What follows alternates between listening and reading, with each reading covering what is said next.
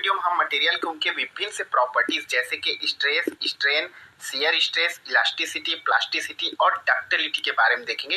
इनके डेफिनेशन के बारे में देखेंगे, सिंपल वर्ड में होता क्या है, इनका रोल किसी भी मटेरियल में, और इसके बेसिक वर्क को देखेंगे। सो गाइस, यदि आप इस चैनल पे नए हैं तो चैनल को सब्सक्राइब जरूर कर लीजिए। So let get started. सबसे पहले देखते हैं स्ट्रेस क्या होता है। ओके गाइस, स्ट्रेस इसे हिंदी में बोलते हैं तनाव। सबसे पहले इसके डेफिनेशन के बारे में देख लेते हैं।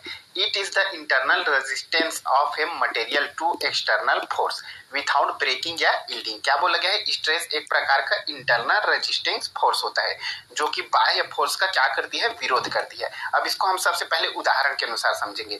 सबसे पहले देख लेते हैं, मान लीजिए एक रॉड है। क्या है? एक रॉड। अब इसमें हमें एक बाह्य फोर्स लगा के इस रॉड को बीच से तोड़ना है या इसकी लंबाई को बढ़ाना है। क्या करना है? तोड़ना है। तो मान लीजिए हम इसमें एक बाह्य लोड लगाएंगे। ओके गाइस, बाह्य बल लगाएंगे जिससे इसको खींचेंगे आपस में, जिससे क्या हो जाएगा? बीच से टूटेगा या इसकी लंबाई में क्या होगी? इंक्रीज होगी।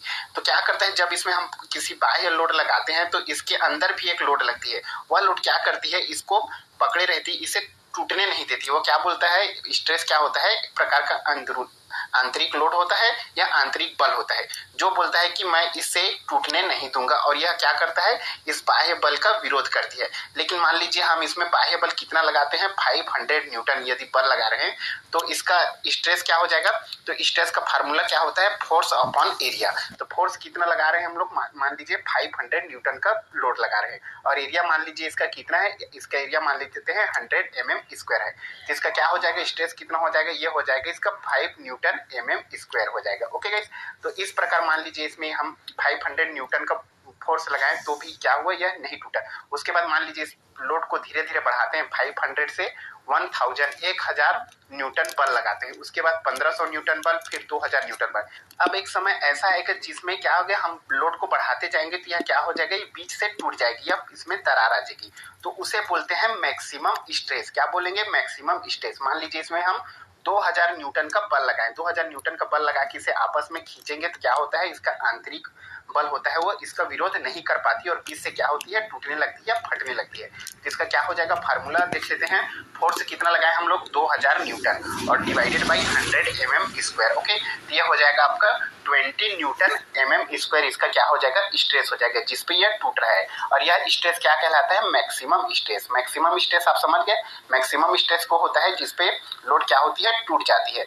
और मैक्सिमम स्ट्रेस को ही क्या बोलते हैं? स्ट्रेंथ बोलते हैं। यह याद रखेंगे, किसी भी मटेरियल का स्ट्रेंथ क्या होता है? उसका मैक्सिमम स्ट्रेस होता है।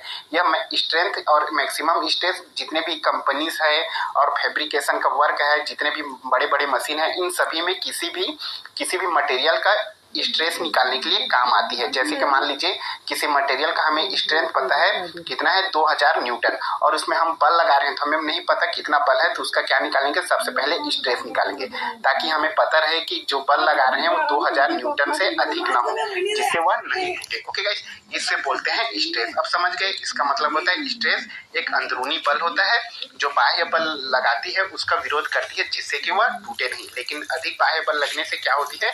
हेलो बच्चों, first of all many congratulations. आप सब ने क्लास 11th में वह जल्दी टूट जाती है। मान लीजिए यहाँ एक लोहे का रॉड की जगह एक कांच का प्लेट लगा रहता है। कांच के प्लेट में क्या करते हैं? यदि हम बल लगाते तो वह आसानी से कांच का प्लेट क्या होता है? टूट जाता है। इसका मतलब क्या है? कांच के अंदर का स्ट्रेस क्या होता है? बहुत कम रहता है, वह जल्दी ही टूट जाती है।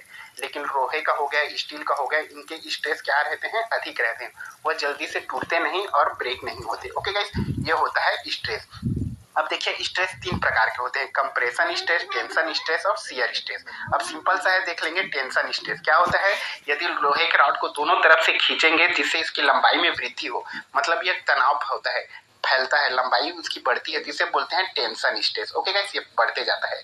और मान लीजिए इस लोहे के रॉड को हम दोनों ओर से दबाएंगे जिससे इसकी क्या होती है? लंबाई कम होती है, कंप्रेस करते हैं, इसे बोलते हैं कंप्रेशन स्ट्रेस। ओके, सिंपल सा है, लंबाई में वृद्धि टेंशन और कंप्रेस करेंगे तो कंप्रेशन स्ट्रेस।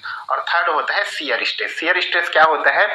इसकी लंबाई और छोटी बड़ी ना करके इसे क्या करते हैं? ऊपर और नीचे से तोड़ते मरोड़ते हैं। इधर से एक स्ट्रेस लगाएंगे और इधर से एक बल लगाएंगे जिससे क्या हो जाएगा? इसका इस तरीके का शेप हो जाएगा, मतलब इसके शेप में परिवर्तन आ जाता है, उसे बोलते हैं शियर स्ट्रेस। सो गाइस, इतना याद रखेंगे।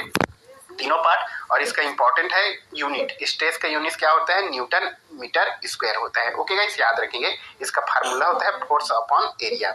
ओके, ये समझ में आ गया। कोई पूछेगा स्ट्रेंथ क्या होता है, तो स्ट्रेंथ होता है मैक्सिमम स्ट्रेस जिस पर वह मटेरियल टूट जाती है। नेक्स्ट देखते हैं हम स्ट्रेन। स्ट्रेन क्या होता है, यह सिंपल सा है, यह यूनिटलेस होता है। इसका हम डेफिनेशन देख लेते हैं।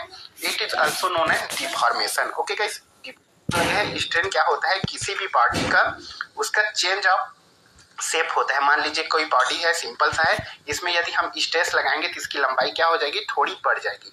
अब इसका स्ट्रेन कैसे निकालेंगे, तो पहले का जो इसकी लंबाई है